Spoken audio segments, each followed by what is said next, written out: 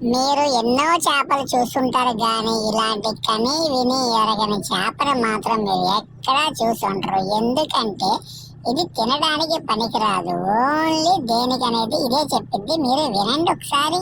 Hi అండి, అందరూ ఎలా ఉన్నారు? నేను మీకు ఒక విషయం చెప్పాలి. అది ఏంటంటే, నన్ను చూస్తే మీకు నూనెలో వేపుకుని తినాలనిపిస్తుందా?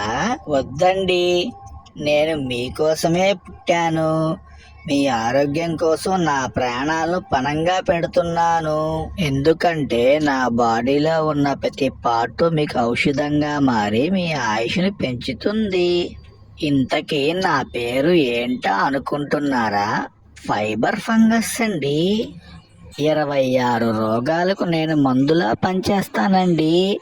ఆ 26 రోగాలంటే ఏంటని మాత్రం అడగండి, నాకు సిగ్గు. సరే, నాకింకా సమయం ఆసన్నమయ్యింది, ఉంటా. చూశారుగా ఈ ఫైబర్ ఫంగస్ ఫిష్ ని ఎలా ప్యాక్ చేస్తున్నారు.